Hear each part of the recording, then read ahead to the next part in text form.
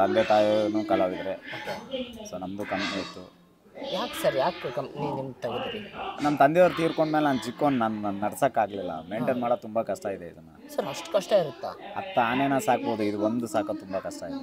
ಕಲಾವಿದ್ರನ್ನ ಹುಡುಕ್ಬೇಕು, ತರಬೇಕು, ಮಾಡಬೇಕು. ಕಲಾವಿದರು ಸಿಗಲ್ಲ. ಕಲಾವಿದರು ಸಿಗೋದು ತುಂಬ ರೇರ್ ಸರ್. ಇವಾಗೆಲ್ಲ ಜಾಸ್ತಿ ಇದಕ್ಕೆ ಬರ್ತಾ ಇಲ್ಲ. ಕಲಾವಿದ್ರ ಮಕ್ಕಳೇ ರಿನ್ಯೂವಲ್ ಆಗ್ತಾ ಇದ್ದಾರೆ ಹೊರತು ಹೊಸದಾಗಿ ಜಾಸ್ತಿ ಯಾರು ಇದ್ರ ಕಡೆ ಒಲವು ಕೊಡ್ತಾ ಇಲ್ಲ. ಹೊಸದಾಗಿ ಪೀಳಿಗೆಗಳು ಬರ್ತಾ ಇಲ್ಲ ಇದಕ್ಕೆ. ಹೊಸ ಕಲಾವಿದರು ಬರ್ತಾ ಇಲ್ಲ. ಬರ್ತಾರೆ, ಸುಮ್ಮನೆ ಟ್ರೈನಿಂಗ್ ತೊಗೊತಾರೆ, ಹೊರಟೋಗ್ತಾರೆ. ಸಿನಿಮಾಗೆ ಹೋಗ್ಬೇಕು, ಇದಕ್ಕೆ ಹೋಗ್ಬೇಕು ಅಂತ. ಹಂಗೆ ನೋಡಿದ್ರೆ ಇದರಲ್ಲೇ ಇವಾಗ ಒಳ್ಳೆ ಲಾಭ ಇದೆ. ಇದರಲ್ಲಿ ಜೀವನನೂ ಆರಾಮಾಗಿ ಕಟ್ಕೋಬೋದು. ಇವಾಗ ಇದರಿಂದನೇ ಮಾಡಿ ನಮ್ಮ ಹರೀಶ್ ಹಿರಿಯೂರವರು ಕಾಮಿಡಿ ಕಿಲಾಡಿಗಳಿಗೆ ಹೋದ್ರು, ಅದರಲ್ಲಿ ವಿನ್ನರ್ ಆಗಿ ಬಂದರು. ಅವರೆಲ್ಲ ಇದರಿಂದನೇ ಬಂದಿದ್ದು. ನಮ್ಮಿಬ್ಬರ ಪ್ರೀತಿ ಅಂದ್ರೆ ಏನಂತ ತಿಳ್ಕೊಂಡಿದ್ಯಾ? ಏನು? ಲೈಲಾ ಮಜ್ನು ತರ, ರೋಮಿಯೋ ಜೂಲಿಯಟ್ ತರ. ಅವರು ಜೇವರ್ಗಿ ರಾಜಣ್ಣ ಅವ್ರ ಕಂಪ್ನಿಲಿ ಇದೇ ಕಂಪ್ನಿಯಿಂದಾನೇ ಬಂದಿದ್ದು. ಅವರಾಯ್ತು, ದಯಾನಂದ್ ಬಿಳಿಗಿ ಅವರಾಯ್ತು, ಅವರೆಲ್ಲ ಇದೇ ಕಂಪ್ನಿಗಳಿಂದಾನೇ ಬಂದಿರೋದು. ಇಲ್ಲಿ ಕುಂಟಕೋಣ ಮೂಕಜಣ ಅದೆಲ್ಲ ಫೇಮಸ್ ಆದ್ಮೇಲೆ ಅವರು ಅಷ್ಟೆಲ್ಲ ಇದು ಮಾಡಿದ್ರು. ಅವ್ರು ಇವತ್ತಿಗೂ ಬನಶಂಕರಿಲಿ ಮಾಡ್ತಾ ಇದಾರೆ. ಅಲ್ಲಿ ಹರೀಶ್ ಅವರು ಬನಶಂಕರಿಲಿ ಮಾಡ್ತಾ ಇದಾರೆ. ಹರೀಶ್ ಅವರು ಇದೇ ಕಂಪ್ನಿಲಿ ಮಾಡ್ತಾ ಇದ್ದಾರೆ. ಹರೀಶ್ ಅವರು ಪ್ರೆಸೆಂಟ್ ಮಾಡ್ತಾ ಇದಾರೆ ಇವಾಗ. ಅಲ್ಲಿ ಈ ಡಾಕ್ಟರ್ ಪಾತ್ರ ಏನಿದೆ ಅಲ್ಲ, ಅವ್ರು ಅಲ್ಲಿ ಮಾಡ್ತಾ ಇದಾರೆ. ಅದನ್ನ ಬನಶಂಕರಿ ಜಾತ್ರೆಯಲ್ಲಿ ಮಾಡ್ತಾ ಇದಾರೆ. ಅಲ್ಲೂ ಚೆನ್ನಾಗಿದೆ ಕಲೆಕ್ಷನ್, ಚೆನ್ನಾಗಿದೆ. ಒಂದು ಶೋಗೆ 1.25 ಲಕ್ಷ 1.5 ಲಕ್ಷ ಕಲೆಕ್ಷನ್ ಆಗ್ತಾ ಇದೆ. 1.5 ಲಕ್ಷ? ಓ ಮೈ ಗಾಡ್, ಕಲೆಕ್ಷನ್ ಆಗ್ತದೆ. ಒಳ್ಳೆ ರೆಸ್ಪಾನ್ಸ್ ಸಿಗ್ತಾ ಇದೆ. ಮತ್ತೆ ಜನ ಇದ್ರ ಕಡೆ ಒಲವು ತೋರಿಸ್ತಾ ಇದ್ದಾರೆ. ಮೊದಲಿಗಿಂತ ಇವಾಗ ಒಂದು 6-7 ಇಯರ್ಸ್ ಬ್ಯಾಕ್ ಭಾಳ ಡಲ್ ಆಗಿತ್ತು ಇದು. ಬಟ್ ಇವಾಗ ತುಂಬ ಚೆನ್ನಾಗಿ ಹೋಗ್ತಾ ಇದಾವೆಲ್ಲ. ಸರ್ ಈಗೇನೋ ಬದಾಮಿಲಿ 10 ಟೆಂಟ್ ಹಾಕಿದ್ರು. 10 ಟೆಂಟ್ ಅಕ್ಕಪಕ್ಕನೇ, ಮತ್ತೆ ದೂರನೂ ಇಲ್ಲ. ಇದು ಇಲ್ಲಿ ಫಿನಿಶ್ ಆದ್ರೆ ಇದ್ರ ಪಕ್ಕ ಮತ್ತೊಂದು, ಅದ್ರ ಪಕ್ಕ ಮತ್ತೊಂದು, ಆ ಥರ ಮನೆಗಳು ಯಾವ ಥರ ಇರುತ್ತೋ ಆ ಥರ 10 ನಾಟಕ ಕಂಪ್ನಿಗಳಿದೆ ಅಲ್ಲಿ. ಆದ್ರೂ ಥಿಯೇಟರ್ ಫುಲ್ ಆಗ್ತದೆ. ಏನು ಸರ್, ತುಂಬಾ ಜನ ಇದ್ರ ಕಡೆ ಒಲವು ಕೊಡ್ತಾ ಇದಾರೆ. ಇವಾಗ ನೀವು ನೋಡ್ತಾ ಇರೋ ಹಾಗೆ ರಿಯಾಲಿಟಿ ಶೋಸ್ ಎಲ್ಲ ನೋಡ್ತೀರಾ ನೀವು. ಕಾಮಿಡಿ ಕಿಲಾಡಿಗಳು, ಗಿಚ್ಗಿಲಿಗಿಲಿ ಆ ಥರದ್ದೆಲ್ಲ ನೋಡ್ತಿರಲ್ಲ. ಅದರಲ್ಲಿ ಸೊ ಅವ್ರು ಏನೇ ತಿಳ್ಕೊಂಡ್ರು ಸ್ವಲ್ಪ ಡಬಲ್ ಮೀನಿಂಗ್ಸ್ ಜಾಸ್ತಿ ಆಗ್ತಾ ಇದೆ. ಫ್ಯಾಮಿಲಿ ಶೋ ಥರ ಆಗ್ತಾ ಇಲ್ಲ, ಬರ್ತಾ ಇದೆ. ಬಟ್ ನಮ್ಮಲ್ಲಿ ಅದನ್ನು ಕಡಿಮೆ ಮಾಡ್ತಾ ಹೋಗ್ತಾ ಇದೀವಿ ನಾವು. ಎಷ್ಟು ಸಾಧ್ಯ ಆಗುತ್ತೋ ಅಶ್ಲೀಲತೆನ ಕಡಿಮೆ ಮಾಡಿ, ಎಸ್ಪೆಷಲಿ ಜೇವರ್ಗಿ ರಾಜಣ್ಣ ಅವ್ರ ಕಂಪ್ನಿಲಿ ಅದನ್ನು ಮಾಡ್ತಾರೆ. ಅಶ್ಲೀಲತೆಗೆ ಜಾಸ್ತಿ ಒತ್ತು ಕೊಡಲ್ಲ ಇಲ್ಲಿ. ಎಷ್ಟು ಸಾಧ್ಯ ಆಗುತ್ತೋ ಡಬಲ್ ಮೀನಿಂಗ್ ಇಲ್ದಿರ, ಎಷ್ಟು ಕೈಯಿಂದ ಸಾಧ್ಯ ನಗಿಸೋಕ್ಕಾಗುತ್ತೋ ಒಳ್ಳೆ ಮಾತನ್ನೇ ರಾಜಹಾಸ್ಯ ಮಾಡಿ ಜನಗಳನ್ನ ನಗಿಸಿ. ರಾಜಹಾಸ್ಯ ಅಂದರೆ ಕೆಟ್ಟದಿರಲ್ಲ ಸರ್, ಅದರಲ್ಲಿ ಮಾತುಗಳು ಅಶ್ಲೀಲತೆ ಮಾತುಗಳಿರಲ್ಲ, ಪ್ಯೂರ್ ಹಾಸ್ಯ. ರಾಜಹಾಸ್ಯ ಅಂದರೆ ಒಳ್ಳೆ ಮಾತುಗಳಿಂದಾನೇ ಜನಗಳನ್ನ ನಗಿಸೋದು. ಡಬಲ್ ಮೀನಿಂಗ್ ಡೈಲಾಗ್ ಆದರೆ ಯಾರಾದ್ರೂ ನಗ್ತಾರೆ. ಒಳ್ಳೆ ಮಾತುಗಳಿಂದ ಜನಗಳನ್ನ ನಗಿಸೋದು. ಆವಾಗಿನ ಕಾಲಕ್ಕೆ ನರಸಿಂಹರಾಜು ಅವರು, ದ್ವಾರಕೀಶ್ ಅವರು, ಅವರು ಮಾಡ್ತಾಯಿದ್ರು ರಾಜಹಾಸ್ಯ ಅಂತಿದ್ರು. ಅದನ್ನು ಸ್ವಲ್ಪ ದಿವಸ ಹೊರಟೋಗಿತ್ತು ಆ ಟ್ರೆಂಡು. ಬರೀ ಡಬಲ್ ಮೀನಿಂಗ್ ಡೈಲಾಗಿಗೆ ಒತ್ತು ಕೊಡೋರು, ಸೆಕ್ಸಿ ಮಾತುಗಳಿಗೆ ಒತ್ತು ಕೊಡೋರು.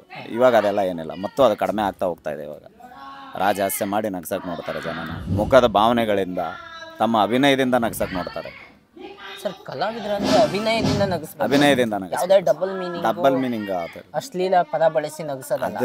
ಅದನ್ನ ಯಾರು ಬೇಕಾದ್ರೂ ಮಾಡ್ತಾರೆ ಸರ್. ಅದನ್ನು ಇವಾಗ ನೀವು ಯೂಟ್ಯೂಬಲ್ಲಿ ರೀಲ್ಸ್ ನೋಡ್ಬೋದು. ಅಂಥವೆಲ್ಲ ಮಾತಾಡಿ ಯಾರು ಬೇಕಾದ್ರೂ ನಗಿಸ್ಬೋದು, ಲೈಕ್ ತೊಗೋಬೋದು, ಕಮೆಂಟ್ಸ್ ತೊಗೋಬೋದು. ಒಳ್ಳೇದನ್ನು ಮಾಡಿದರೆ ಒಳ್ಳೇದು ಬೇಗ ಹಿಡ್ಕೊಳ್ಳಲ್ಲ ಜನ, ಬಟ್ ಅದಕ್ಕೆ ಮುಂದೆ ಬೆಲೆ ಇದ್ದೇ ಇರುತ್ತೆ. ಇವಾಗ ನೀವು ಕಣ್ಣಾಗೆ ಥಿಯೇಟರ್ ಫುಲ್ ಆಗ್ತಾ ಇದೆ. Theatre full. ಹೊರಗಡೆಗೆ ಸುಮಾರು ಒಂದು 300 ಜನ ರಿಟರ್ನ್ ಹೋದ್ರು. ಇದರ ಅರ್ಧದಷ್ಟು ಜನ ರಿಟರ್ನ್ ಹೋದ್ರು. ಮತ್ತೆ ಶೋ ಫುಲ್ ಆಗಿದೆ, ಮತ್ತೆ ರಿಟರ್ನ್ ಬರೋಣ ಅಂತ. ಒಂದು ಥಿಯೇಟ್ರಲ್ಲಿ ಎಷ್ಟು ಜನ ಕೂರ್ತಾರೆ ಸರ್? ಇವಾಗ ಇಲ್ಲಿ 700 ಜನ ಕೂತಿದ್ದಾರೆ. 700 ಜನ ಕೂತಿದ್ದಾರೆ. 700 ಸೀಟು, 800 ಸೀಟ್ ಇದೆ ಅಲ್ಲಿ. ಸೊ ನಮ್ಮ ಕೌಂಟಿಂಗ್ ಬರೋದು 700 ಬರುತ್ತೆ. ಮಕ್ಕಳು ಗಿಕ್ಕಳು ಅವೆಲ್ಲ ಕೌಂಟಿಂಗ್ ಬರಲ್ಲ. ನಮ್ಮ ಟಿಕೆಟ್ ಮೇಲೆ ಕೌಂಟ್ ಆದರೆ 800 ಜನ ಇದ್ದಾರೆ. ಇವಾಗ 800 ಜನ ಇದ್ದಾರೆ. ನೀವು ಇಲ್ಲಿ ಬಿಟ್ಟು ಬನಶಂಕರಿಗೆ ಹೋದರೆ 1200 ಚೇರ್ ಹಾಕಿರ್ತಾರೆ ಅಲ್ಲಿ. ಅಷ್ಟು ದೊಡ್ಡದು. ಇದ್ರ ಡಬಲ್ ಇರುತ್ತೆ. ಇದು ಏನು ಆಡಿಯನ್ಸ್ ಇದೆಯಲ್ಲ, ಇದ್ರ ಡಬಲ್ ಇರುತ್ತೆ ಅಲ್ಲಿ ಬನಶಂಕರಿ ಜಾತ್ರೆಯಲ್ಲಿ ಹೋದ್ರೆ. ಹೌದಾ? ಇದರ ಡಬಲ್ ಇದೆ ಸರ್. ಆದ್ರೂ ಅವಾಗ ಈಗೆಲ್ಲ ಏನು ಫಿಲ್ಮು ಹಾಳು ಅದು ಇದು ಅಂತ ಎಲ್ಲ ಬಂದಿದೆ. ಆದ್ರೂ ಕೂಡ ನೋಡಿ ಜನ ನಾಟಕಕ್ಕೆ ಇನ್ನೂ ಒತ್ತು ಕೊಡ್ತಾ ಇದ್ದಾರೆ. ತುಂಬಾ ಒತ್ತು ಕೊಡ್ತಾ ಇದ್ದಾರೆ ಸರ್, ತುಂಬಾ ಒತ್ತು ಕೊಡ್ತಾ ಇದ್ದಾರೆ. ಜನಗಳಿಗೆ ಬೋರ್ ಆಗಿದೆ, ಅದನ್ನೇ ನೋಡಿ ನೋಡಿ ನೋಡಿ ಬೋರ್ ಆಗಿದೆ. ಅದೇ ಡಬಲ್ ಮೀನಿಂಗ್ ಡೈಲಾಗ್ ಹೇಳಿ, ಡಬಲ್ ಮೀನಿಂಗ್ ಆಗಿರ್ಬೋದು, ಸ್ಟೋರೀಸು ಆಗಿರ್ಬೋದು, ಅದೇ ರಿಪೀಟ್ ಒಂದು ಚಾನಲಲ್ಲೂ ಒಂದು ಹಿಟ್ ಆದರೆ ಅದೇ ಥರದ್ದು 3 ಚಾನಲಲ್ಲೂ ಅದೇ ಥರದ ಸೀರಿಯಲ್ಲೇ ಬಂದಿರುತ್ತೆ, ಅದೇ ಥರ ಮೂವೀಸೇ ಬಂದಿರುತ್ತೆ. ಪಾಪ ಅವರು ಎಷ್ಟು ಅಂತ ತೆಗಿತಾರೆ ಸ್ಟೋರೀಸ್, ಎಲ್ಲಿಂದ ಅಂತ ಹುಡುಕ್ಬೇಕು. ಇದು ರಿಯಲ್ ಲೈವ್ ಪರ್ಫಾರ್ಮೆನ್ಸ್. ಅಲ್ಲೇ ಪ್ರಶ್ನೆ, ಅಲ್ಲೇ ಉತ್ತರ ಸಿಗುತ್ತೆ. ಸೊ ಜನಗಳಿಗೆ ಇಲ್ಲಿ ಒಂದು ಎಂಟರ್ಟೈನ್ಮೆಂಟ್ ಸಿಗುತ್ತೆ. ಇಲ್ಲಿ ನಮಗೆ ರೀಟೇಕ್ ಇರಲ್ಲ. ನಾವು ಒಂದ್ಸತಿ ಏನು ಹೋಗಿ ಸ್ಟೇಜ್ ಮೇಲೆ ಮಾತಾಡೋಕೆ ಶುರು ಮಾಡಿದ್ರೆ ನಮಗೆ ಕಟ್ಟು ಟೇಕು ಇರಲ್ಲ. ಅದು ಪರ್ಫೆಕ್ಟಾಗಿ ನಾವು ಅಲ್ಲಿ ಮಾತಾಡಲೇಬೇಕಾಗುತ್ತೆ. ಪ್ರಾಕ್ಟೀಸ್ ಅಂದರೆ ಒಂದು ನಾಟಕ ಅಂತ ಸೆಲೆಕ್ಟ್ ಮಾಡ್ತಾರೆ. ಸೊ ಒಂದು 15 days ಮೊದಲೇ ಸ್ಕ್ರಿಪ್ಟ್ ಕೊಡ್ತಾರೆ ನಮಗೆ. ಸ್ಕ್ರಿಪ್ಟ್ ಕೊಟ್ಟು ಸ್ಟೇಜ್ ರಿಹರ್ಸಲ್ ಮಾಡ್ತೀವಿ. ಒಂದು 15 ರಿಹರ್ಸಲ್ ಆಗುತ್ತೆ. ಹಾಂ, ರಿಹರ್ಸಲ್ ಆಗುತ್ತೆ. ರಿಹರ್ಸಲ್ ಆಗಲಿಲ್ಲ ಅಂದರೆ ಮಾಡೋಕ್ಕಾಗಲ್ಲ. ಕಂಪ್ಲೀಟ್ ನಾಟಕ ರಿಹರ್ಸಲ್ ಮಾಡ್ತೀವಿ. ರಿಹರ್ಸಲ್ ಮಾಡಿದ್ಮೇಲೆ ಸ್ಟೇಜ್ ಮಾಡ್ತೀವಿ. ಓಕೆ.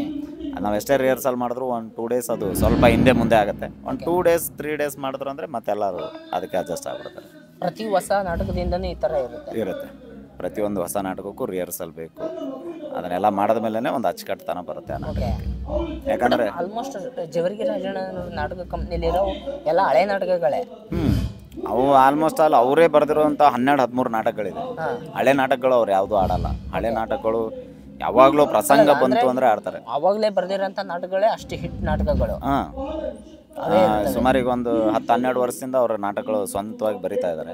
ನಾವು ನೋಡ್ದಂಗೆ, ಮುಂಚೆದು ನನಗೆ ಗೊತ್ತಿಲ್ಲ, ನಾನು ನೋಡ್ದಂಗೆ ಇವಾಗ 10-12 ವರ್ಷದಿಂದ ನಾಟಕಗಳು ಅವ್ರು ಚೆನ್ನಾಗಿ ಬರಿತಾ ಇದ್ದಾರೆ.